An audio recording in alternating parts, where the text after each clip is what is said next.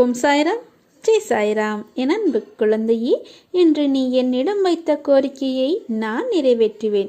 நீ என்றிலிருந்து சாயே கதி எனவும் எல்லாமே என் சாய் பார்த்து கொள்வார் எனவும் என் மேல் முழு நம்பிக்கை வைத்தாயோ, அன்றிலிருந்தே உனது வாழ்வின் அனைத்து சுக துக்க நிகழ்விற்கும் நானே பொறுப்பாவேன்.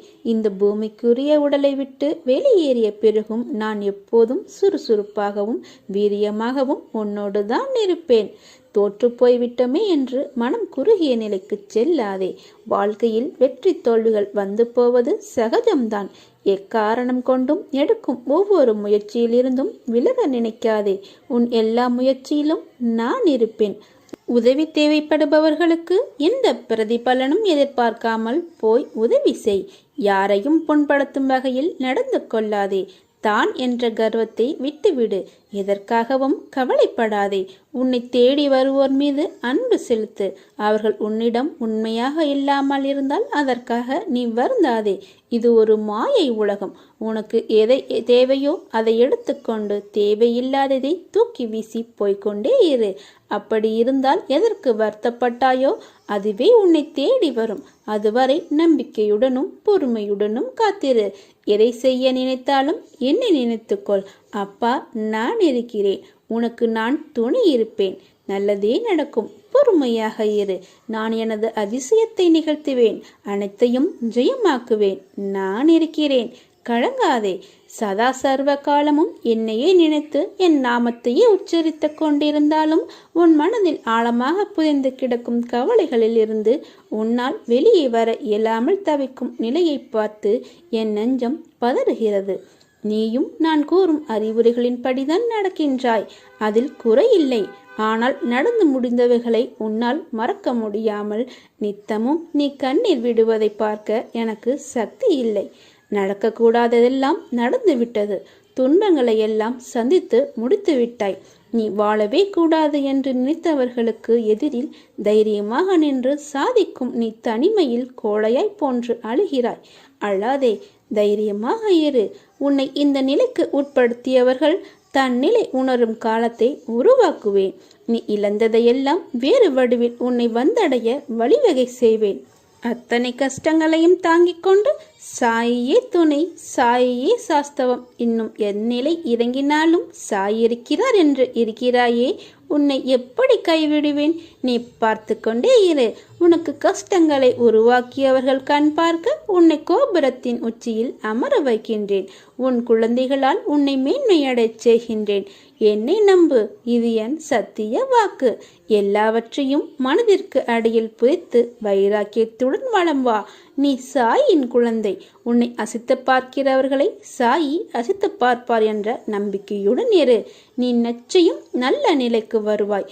என்னுடைய ஆசீர்வாதங்கள் உங்களுடன் எப்போதும் இருக்கும். இந்த சாயப்பாவின் ஆசீர்வாதத்தால் உங்கள் அனைவருக்கும் அதிசயமிக்க ஒரு நிகழ்வு நடக்கப் போகிறது. உங்கள் வாழ்க்கை அழகாகும். கொண்டாட தயாராக இருங்கள். உன் கஷ்டங்களுக்கு முடிவு காலம் வந்துவிட்டது. அமைதியாக இரு. நம்பிக்கையோடு என் நாமத்தை இடைவிடாது சிந்திப்பவர்கள் துக்கப்படுவது இல்லை. என் மீது விசுவாசம் கொண்ட உனது துக்க நாட்களை முடித்து வைக்க எனக்கு வெகு நேரம் ஆகாது. எனது ஆலய படிகளில் கால் வைத்த பிறகு நீ சுகத்தின் மீது சவாரி செய்ய போகிறாய். எனது நாமம் உனது உள்ளத்திலும் எனது யோக சக்தியான உதி உன் நெற்றியிலும் இருக்கும் வரை எந்த கெடுதலும் உன்னை நெருங்க முடியாது. பொறுமையோடும் நம்பிக்கையோடும் இரு. மனதில் எதையோ நினைத்து வேதனையில் இருக்கிறாய். அது எனக்கு தெரியும். அந்த வேதனைகள் தீர்ந்து மகிழ்ச்சி வரப்போகிறது. பாபாவின் குழந்தைகளான உங்களின் அனைவரின் எதிர்காலமும் என் கருணையினால் ஆனந்தமாக அமையும். நானே உனக்கு இன்றும் இன்றும் எப்பொழுதும் துணையாக இருப்பேன். உனது பிரச்சனைகள் என்னவானால் என்ன? நீ அனைத்தையும் கடந்து போகத்தான் பிறந்திருக்கிறாய். கஷ்டப்பட்டாலும் சுகத்தை அனுபவித்தாலும் அது கர்ம வினை பலன் என்பதை காட்டுவேன். எதை பற்றியும் கவலைப்பட மாட்டேன் என்பதை தீர்மானமாக வைத்துக்கொள். இனி எப்படி இருக்க போகிறாய் என்பதை பற்றி சிந்தனை செய்.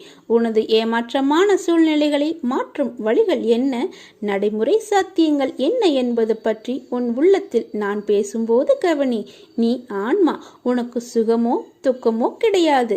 இவை இந்த உடலுக்கு உரியது என்றாலும் நான் இந்த உடலைத்தான் கோயிலாக வைத்து அதில் வசிக்கிறேன். எனவே இன்று முதல் இந்த உடம்பு சார்ந்த விஷயத்தில் கவனம் செலுத்துவேன். கஷ்டங்களுக்கு முடிவு கட்டுவேன். என் இஷ்டப்படி எல்லாம் நடக்கும் என்று நீ நம்பிக்கையோடும் பொறுமையோடும் சகிப்புத்தன்மையோடும் சுறுசுறுப்பான மனதோடும் நான் இப்படித்தான் இருக்க வேண்டும் என தீர்மானம் செய். அந்த தீர்மானத்தை நான் வழிமொழிகிறேன். உன்னை வெற்றியின் பாதைக்கு கைப்பிடித்து அழைத்து செல்கிறேன். இதோ உனது கர்ம வினைகள் கழிந்தன. மகிழ்ச்சி பாதையின் முதல் படியில் உனது காலை வைத்து விட்டாய். நான் உன்னை அழைத்துச் செல்கிறேன். இனி நடக்கப் போகும் ஆனந்த வாழ்க்கையை பார். எனது புகழை இன்னும் நீ தீவிரமாக பாடுவாய். என் மீது நம்பிக்கை கூடும். நான் விரும்பாமல் என்னிடம் நீ வர முடியாது. எப்போதும் உனது அருகிலே இருக்கிறேன். நீ ஆனந்தப்படுவதை பார்த்து நானும் உன்னை விட மகிழ்ச்சியுறுகிறேன். இது என் சத்திய வாக்கு. நீ ஒரு தவறு செய்து விட்டாய். நேற்று கூட நான் உன் வீட்டிற்கு அணிலாய் வந்தேன். நீ உணவளிக்கவில்லை. என்னை காயப்படுத்தி அனுப்பிவிட்டாய். எல்லா உயிரையும் நேசி. நான் எந்த ரூபத்திலும் வருவேன். நான் உண்மையான ரூபத்தில் தான் வருவேன் என்று எதிர்பார்க்காதே. எந்த ரூபத்திலும் வருவேன். நேற்று அணிலாய் வந்த என்னை நீ ஏமாற்றி விட்டாய். எந்த உயிரின் வடிவத்திலும் நான் வருவேன். நம்பிக்கையோடு இரு. கலங்காதே. உனக்கு வேண்டிய ஆறுதல்களை சொல்ல நான் வருவேன். தயாராக இரு. இந்த உலகில் எத்தனையோ ஜீவராசிகள் எதுவும் மாயை வலையில் சிக்காமல் இருப்பதில்லை. இந்த பிரபஞ்சத்தில் நீ எதை விதைத்து அதன்படி வாழ்ந்தாலும் மாயை இடைத்தரகராக வந்து உன்னை அலைக்கழிக்கும். எல்லா காலகட்டத்திலும் மாயைக்கு இயற்கை துணையாக நிற்கும். நீ நல்லது செய்து கெட்டதாக முடிவதும் கெட்டது செய்து நல்லதாக முடிவதும் மாயை சக்தியால் தான் நடக்கிறது. மாய சக்தி பிரபஞ்சம் முழுவதும் பரவி இருக்கிறது. உன் வினையை நீ அறுவடை செய்தாலும் நிகழ்காலத்தில் நீ வாழும்போது இடம் பொருள் ஏவலை பயன்படுத்தி உன்னை உயர்த்தவும் தாழ்வடையவும் செய்கிறது. இதை எதிர்கொண்டு தான் வாழ்ந்துதான் ஆக வேண்டும். நிகழ்காலத்தில் உனக்கு பல பாடங்களை கற்பிக்கிறது. இந்த மாயை வெல்வது எப்படி? மாயை வெற்றி கொள்ள அதிகப்படியான சகிப்புத்தன்மை, நம்பிக்கை, நீடித்த பொறுமை தேவை. கெட்டது உன்னை அடையும் போது வேகம் அதிகமாக உள்ளது. நல்லது நிதானமாக பயணித்தாலும் சோதனையை சந்திக்காமல் வெளிவராது. முடிவு நீ ஏற்கும் பக்குவத்தில் தான் உள்ளது. மனதார அதை ஏற்றுக்கொள். மனதில் எதையும் தாங்கி சோகத்தில் மூழ்காமல் அதனோடு பயணிப்பதை மாயை எதிர்கொள்ள சிறந்தது. வருவதை ஏற்று மனதில் வெறுமையை உருவாக்கி மனம் அமைதி பெறுவதே மாயையை வெல்வதாகும். நற்செயல் சிந்தனை உன்னை உயர்த்தும். மாயை உன்னை சுழல விட்டாலும் வெற்றியை அளிக்காமல் விடாது. உன் வினை உன்னை துன்புறுத்தி வேதனையில் அலைய விட்டாலும் அதை மனதார ஏற்றுக்கொள். இதுவே வினையை அறுக்கும். இறந்த காலத்தையும் எதிர்காலத்தையும் மறந்து நிகழ்காலத்தில் உண்மையாக வாழ். நீ செய்த செயலை நினைத்து அதில் தவறான செயல் இருப்பதை அறிந்து அதை மீண்டும் வராமல் பார்த்துக்கொள். தவறு செய்வது இயல்புதான். ஆனால் அதை மீண்டும் செய்யாமல் பார்த்துக்கொள். பிறர் உன்னால் படும் வேதனையே உனக்கு வினையாக தொடர்ந்து மாயையில் சிக்க வைக்கும். பொறுமை, நிதானம் அவசியம் தேவை. இதைவிட மிக பெரியது சகிப்புத்தன்மை. சகிப்புத்தன்மை கொண்டவன் மாயையை வென்று விடுகிறான். எனவே வாழ்க்கை பயணத்தை இனிமையாக்கி மாயையை வெற்றிக்கொள்.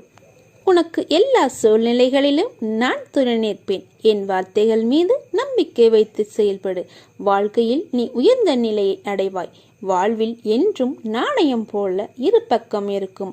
ஆனால் அதில் ஏதோ ஒன்றில்தான் நமக்கென்ற தேவைப்படும் பக்கம் இருக்கும்.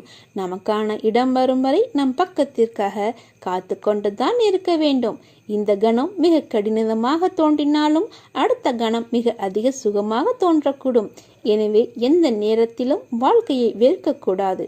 நம்பிக்கை மற்றும் பொறுமையை இழக்காமல் இருங்கள். உனது தோஷங்கள் விலக உன் விருப்பப்படியே உன் வசதிக்கு ஏற்றவாறு தானங்கள் செய்.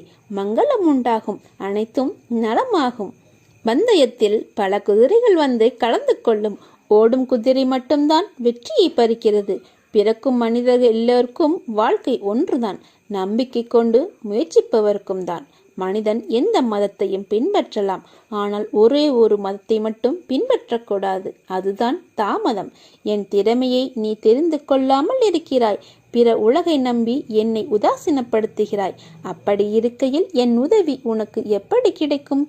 நான் இருக்கிறேன் என்ற விஷயத்தை நீ மறந்து விடாதே. நீ இருப்பதையும் நான் மறக்க மாட்டேன். நம்முடைய இருவரின் அனுபந்தத்திலேயே நான் இருக்கிறேன். அதை தெரிந்து கொள். அது போதும். நான் உன்னை காப்பாற்றுகிறேன். எல்லாம் நன்மைக்கே என்று நம்பு. உன் நம்பிக்கையும் பொறுமையும் தான் வாழ்க்கையை வெற்றி என்னும் திசையில் பயணிக்க வைக்கும். நீ சிறு வயது முதற்கொண்டே கஷ்டங்களை பார்த்து வளர்ந்து இன்று முன்னேறும் தருவாயில் ஏற்படும் தடைகளால் மனதைரியத்தை இழந்து வருகிறாய். துவளாதே. உனக்கு துணையாக நான் வருவேன். உன்னை சிம்மாசனத்தில் அமர்த்தும் வரை உன்னை நான் தாங்குவேன். இது என் சத்திய வாக்கு. நீ என் அதிதீவிர விசுவாசி. நீ என்னுடன் மிகவும் நெருக்கமாக இருப்பதால் ஒவ்வொரு முறையும் நீ உன் கண்களை மூடும் போது என் இருப்பை நீ உணர வேண்டும். உன் ஆழ்மனதில் ஆழமாக பார். நான் உன் பெயரை அன்புடன் அழைப்பது உனக்கு கேட்கவில்லையா? நீ உறங்கும் போது காவி உடை அணிந்த 12 துறவிகள் உன்னை சுற்றி காவலுக்கு நிற்பதை காண முடியவில்லையா? உன் வீட்டிலோ அல்லது கோயிலிலோ தொடர்ந்து 14 நாட்கள் தனி தீபம் ஏற்றி வா. நீ நினைப்பது நிறைவேறும். அப்பா, நான் இருக்கிறேன். உன்னோடும் உன் குடும்பத்தோடும் என்றும் நான் துணை இருப்பேன். நீ மிகவும் கஷ்டப்பட்டாய். இப்போது போதும். இவ்வளவு நாட்களை நீ எப்படி கழித்தாய் என்று எனக்கு தெரியும். இனி எந்த பிரச்சனையும் இல்லை. பொன்னான நாட்கள் உனக்காக காத்திருக்கிறது. என் ஆசிகள் உனக்கு எப்போதும் உண்டு. மனக்கவலையுடன் வாழும் உன் வாழ்க்கை ஒரு நாள் மாறும். நான் மாற்றுவேன். நம்பிக்கையுடன் காத்திரு. பயப்படாதே. நான் உனக்கு துணை நிற்கிறேன். நான் உன்னை கைவிட மாட்டேன். நீ இழந்ததை நினைத்து வருந்தினால் இருப்பதையும் இழந்து விடுவாய். இருப்பதை நினைத்து மகிழ்ந்தால் இழந்ததையும் அடைந்து விடுவாய். நீ நல்லதையே நினை. நல்லதை மட்டுமே செய். உனக்கு தீமை வைந்தாலும் நீ செய்த நன்மை உன்னை காப்பாற்றும். சொந்த பந்தங்களும் ஆபாசங்களும் காவி உடைக்கு ஒத்து வராது. உன்னுடைய இருப்பிடத்திற்கு சென்று அமைதியாக அமர்ந்து பொறுமையுடன் சில நாட்கள் காத்திரு. வாதாவில் கொள்ளைக்காரர்கள் இருக்கிறார்கள். உனது கதவுகளை நன்றாக தாளிடு. அதிக ஜாக்கிரதையாக இரு. திருடர்கள் அனைத்தையும் எடுத்துச் சென்று விடுவர். செல்வமும் சுபிட்சமும் நிலையற்றவை. இவ்வுடல் அழிவிற்கும் மரணத்திற்கும் உட்பட்டது. இதை உணர்ந்து இம்மை மறுமை பொருட்களின் மீதுள்ள பற்று அனைத்தையும் விட்டுவிட்டு உனது கடமையை செய். இவ்வாறாக செய்து எவன் ஹரியின் பாதங்களில் சரணாகதி அடைகிறானோ அவன் தொல்லைகள் யாவனின்றும் விடுபட்டு பேரானந்த பெருநிலையை எய்துகிறான். அன்புடனும் பாசத்துடன் எவன் அவரை நினைத்து தியானிக்கின்றானோ பரமாத்மா அவனுக்கு ஓடிச் சென்று உதவி புரிகிறார். உனது முந்தைய நல்வினைகளின் சேகரிப்பு அதிகமாக இருக்கிறது. எனவே நீ இங்கு வந்துள்ளாய். கவலைப்படாதே. நான் இருக்கிறேன். உன்னோடும் உன் குடும்பத்தோடும்.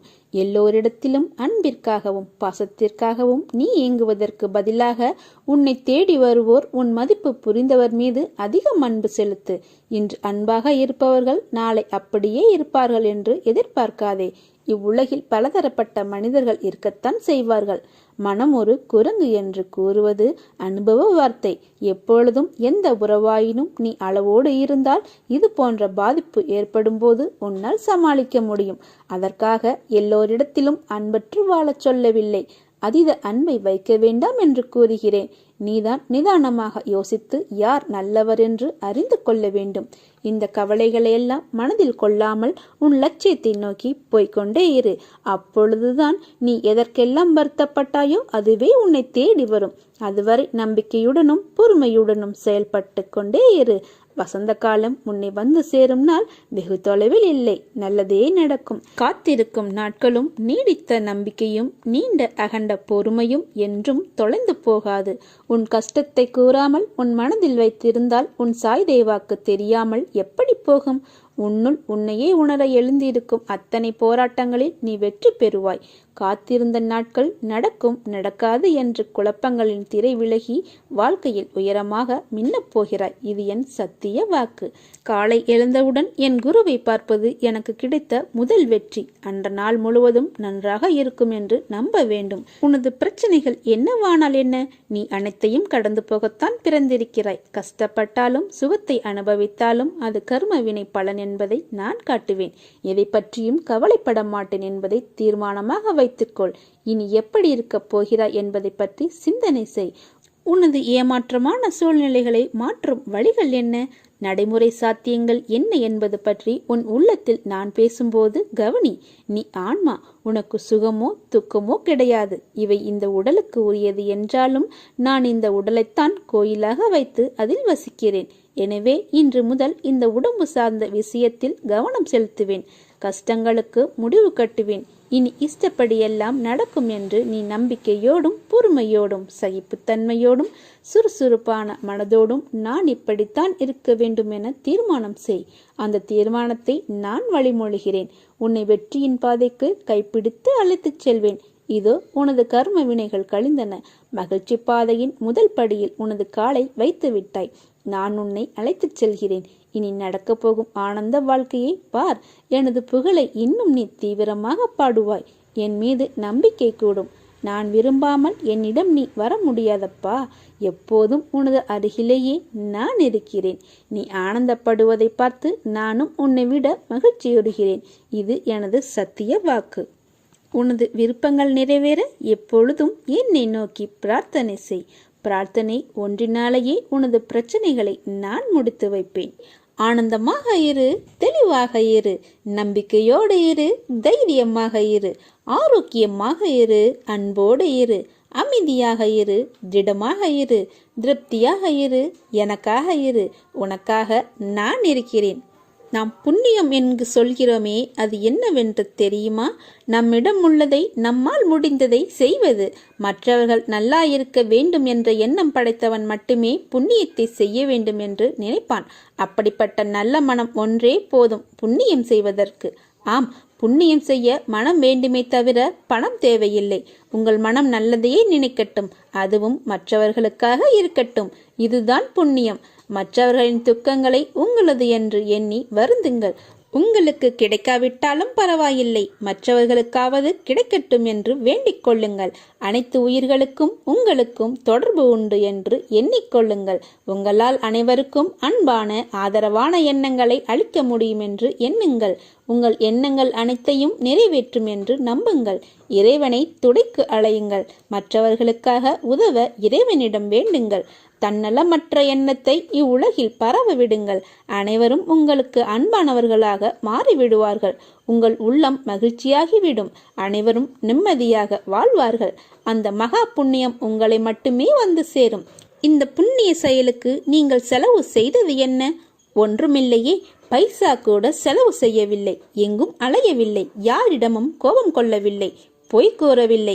யாரிடமும் எதற்காகவும் கையேந்தவில்லை. யாரும் உங்களை குறை கூறப் போவதில்லை. எதையும் இழக்கவில்லை. எதையும் இழக்காமல் நீங்கள் புண்ணியத்தை மட்டுமே சம்பாதிக்கிறீர்கள். சரி, இது எப்படி செயல் வடிவத்திற்கு கொண்டு வருவது என்பதை பார்ப்போம். இதை செயல் வடிவத்திற்கு கொண்டு வருவது மிக மிக எளிது. தினமும் ஏதேனும் ஒரு நேரத்தில் யாராவது ஒருவர் நன்றாக இருக்க வேண்டும் என்று எண்ணுங்கள். இதற்காக நேரம் காலம் பார்க்க தேவையில்லை. எந்த நேரத்திலும் யாருக்காகவும் எண்ணிக்கொள்ளலாம். ஆரம்பத்தில் சொந்த பந்தங்களுக்காக வேண்டிக் கொள்ளுங்கள். நாளடைவில் கண்ணில் படும் அனைவருக்காகவும் வேண்டிக் கொள்வீர்கள். நாட்கள் செல்ல செல்ல நீங்கள் கேள்விப்பட்டவர்களுக்காகவும் அவர்கள் நல்ல முறையில் வாழ நீங்கள் எண்ண துவங்குவீர்கள். நீங்கள் வேண்டிக் கொள்ளும் நபர் பற்றி கவலைப்படாதீர்கள். அவர் எவ்வளவு மோசமானவராக இருந்தாலும் அவர் நல்ல முறையில் வாழ நீங்கள் வேண்டிக் கொள்ளுங்கள். மருத்துவ வண்டியின் சத்தம் கேட்கும் போதெல்லாம் அதில் பயணம் செய்பவர் நல்ல முறையில் குணமடைய இறைவனை பிரார்த்திங்கள். யாரோ ஒருவர் விபத்தில் அடிபட்டு விட்டார் என்றால் கேள்விப்பட்டார் அவர் உடல் நலம் பெற வேண்டும் என்று எண்ணிக்கொள்ளுங்கள். மனிதர்கள் மட்டுமல்ல, அனைத்து உயிர்களிடமும் இந்த செயலை செய்யுங்கள். தெருவோரம் ஒரு மரம் வெட்டப்பட்டிருந்தால் அதற்காகவும் எண்ணிக்கொள்ளுங்கள். அந்த மரத்தை வெட்டியவர் மேலும் சில மரங்களை நடட்டும் என்று வேண்டிக் கொள்ளுங்கள். வெட்டப்பட்ட மரம் மற்றவர்களின் வாழ்வாதாரத்திற்கு உதவட்டும் என்று. உலகத்தில் உள்ள அனைவரும் நன்றாக இருக்கட்டும் என்று ஒற்றை வரியில் முடித்து கொள்ளாதீர்கள். ஒவ்வொருவரையும் நினைவில் வைத்து தனிப்பட்ட முறையில் அவர்களுக்காக, அவர்கள் நன்மைக்காக வேண்டிக் கொள்ளுங்கள். மிக பெரிய புண்ணியம் உங்களை வந்து சேரும். இப்படியெல்லாம் செய்ய முடியுமா என்றால் நிச்சயம் முடியும். இந்த எண்ணங்களுக்காக நீங்கள் பணமாக செலவு செய்ய வேண்டியது எதுவும் இல்லை. ஆனால் இதன் மூலம் கிடைப்பதோ மிகப்பெரிய புண்ணியம். எனவே புண்ணியம் செய்ய எதுவும் பணம் ஏதும் தேவையில்லை. நல்ல எண்ணங்களுடன் கூடிய மனம் இருந்தால் போதும். ஒன்றை இழக்காமல் ஒன்றை பெறுவதென்று சாத்தியமே இல்லை. உள்ளே வாங்கும் மூச்சுக்காற்றை கூட மீண்டும் வெளியே விட்டால்தான் உயிர் வாழ முடியும். நம்மால் முடிந்தவரை மற்றவர்களுக்கு உதவுங்கள். எல்லாம் சாய் பார்த்துக் கொள்வார். உன் 7 தலைமுறையும் நன்றாக இருக்கும். நல்லதே நடக்கும். சாயிருக்க பயமேன். ஓம் சாய்ராம். ஜெய் சாய்ராம்.